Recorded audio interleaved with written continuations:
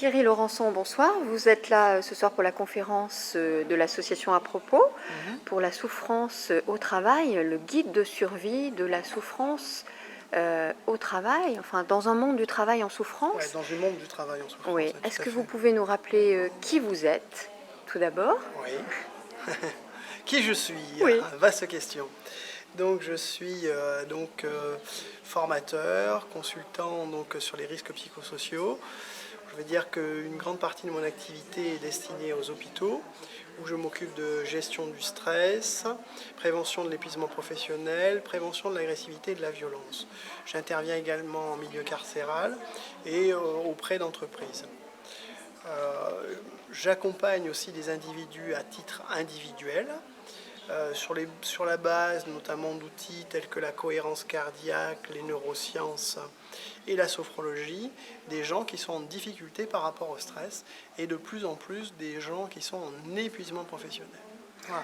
Donc ça veut dire qu'aujourd'hui, on a un monde du travail qui est sous stress, où le stress est vraiment présent. Très très clairement, toutes les statistiques le disent. Après, si je vois mon expérience au niveau du terrain, il est très clair qu'il y a un maximum de gens qui sont en difficulté par rapport au travail. Et ce que je disais dans la conférence, notamment au niveau de la santé, mais aussi au niveau de la motivation.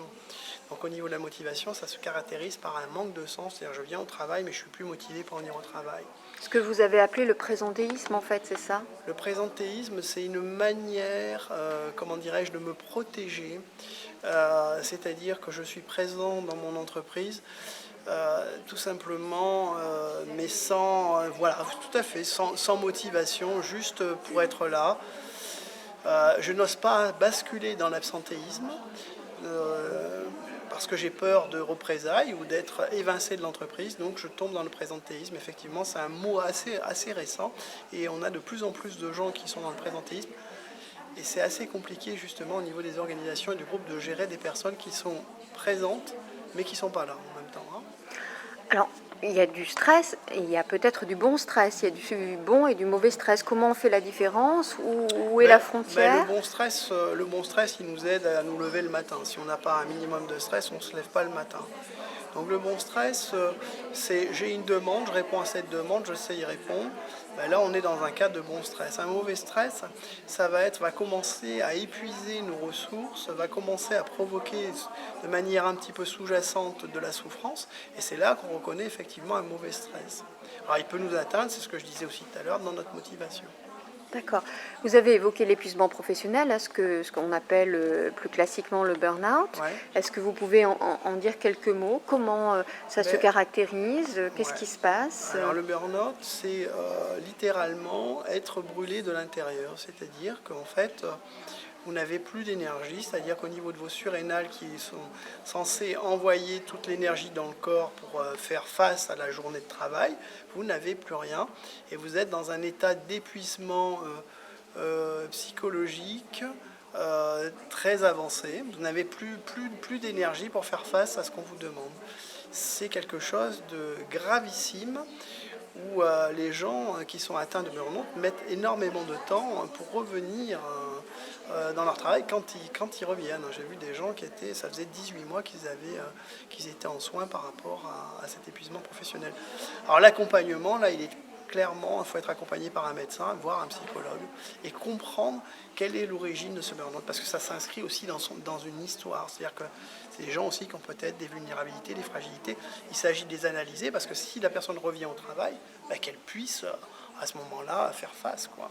Parce que le burn-out, l'épuisement professionnel, c'est pas seulement la charge de travail, c'est pas seulement la pression qu'on pourrait y trouver, ça peut être aussi le manque de sens. Ça fait partie beaucoup Ça fait partie de votre intervention ce soir, cette histoire autour du sens, en fait, et des valeurs. Complètement.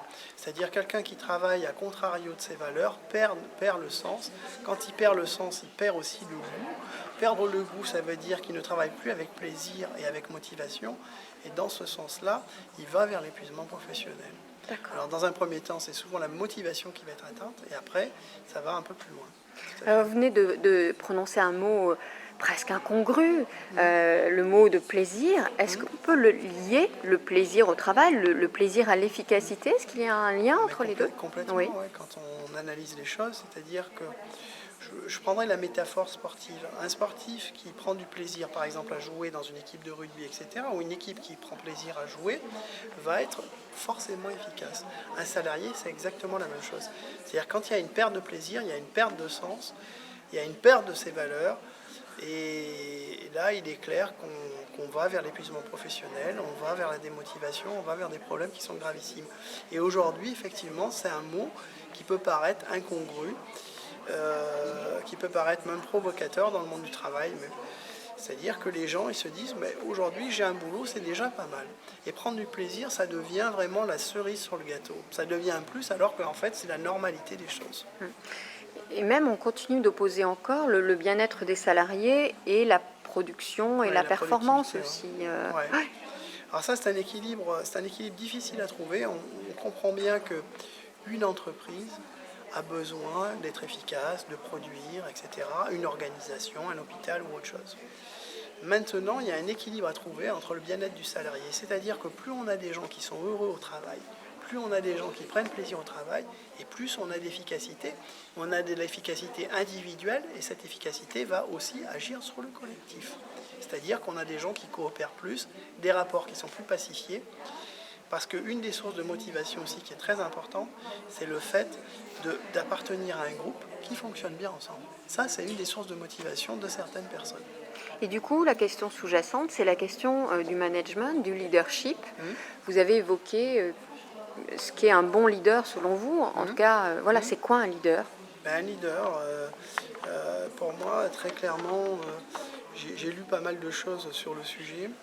Et j'ai vécu aussi des choses personnellement.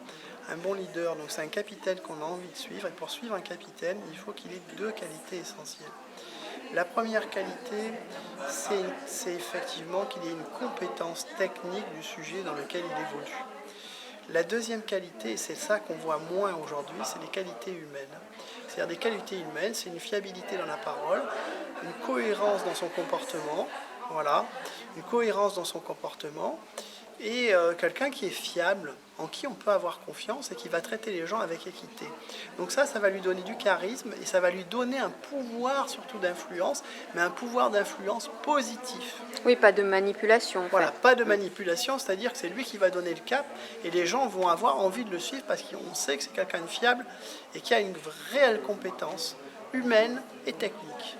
Alors quand on est en situation de souffrance au travail, quelle solution on a? Vous parliez d'espace de ressourcement, de plan B, C, D, etc. De passer de subir à agir. Est-ce que vous pouvez nous en dire quelques mots? Alors, il y a plein de choses que l'on peut faire au niveau du travail. Quand on est en souffrance, déjà, il ne faut pas attendre. C'est-à-dire qu'il faut réagir rapidement. Alors, se ressourcer, il y a plein de manières. Là, par exemple, une des manières, c'est d'aller dans la nature, rester en silence, observer, remercier, la gratitude, tout ça il y a un tas de choses. Ce qui est important, c'est trouver du sens, justement. C'est retrouver du sens dans sa vie, peut-être aussi à l'extérieur, si on ne le trouve pas au travail. Ça peut être aussi une manière de résister à ce stress et de faire face à l'épuisement professionnel. Parce qu'on n'a pas de choses. Oui, on n'a pas toujours le levier d'action en fait au travail. Parfois, effectivement, c'est de subir à agir.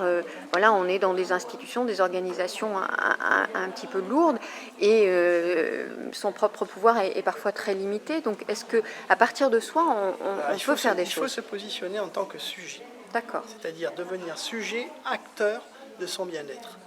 C'est-à-dire que là, ça demande un effort sur soi, c'est un travail sur soi pour se dire qu'on a la possibilité de devenir acteur et sujet. Et quand on devient acteur et sujet de son bien-être, à ce moment-là, on trouve des solutions.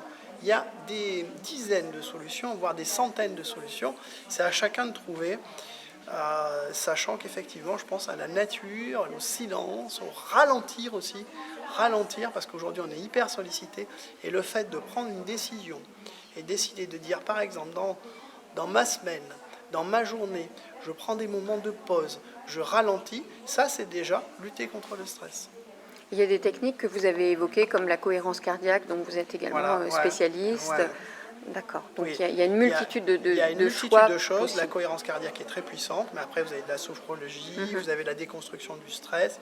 C'est-à-dire ce qu'il s'agit de faire, c'est de ne pas rester passif devant le stress, que je dis le mammouth. Le fameux mammouth. Le fameux mammouth. Ouais. Hein, voilà. Est-ce que vous avez envie de conclure sur un point important qu'on n'aurait pas évoqué jusque-là? Ben, je crois pour résumer, on a parlé d'épuisement professionnel et on a parlé aussi de sens et de démotivation. Hein, c'est-à-dire qu'aujourd'hui, les gens sont touchés au niveau de leur santé parfois, ce qui est gravissime, mais aussi au niveau de la motivation. Et il me semble que c'est important que les organisations, les leaders réfléchissent pour effectivement instaurer peut-être un nouveau leadership et une nouvelle manière d'accompagner les gens. C'est urgent parce qu'il y a beaucoup de dégâts et je ne dramatise absolument pas les choses. Très Voilà. bien. Ben, un grand merci à vous pour votre intervention et à très bientôt. Merci de votre accueil. Merci. Merci. Bonsoir.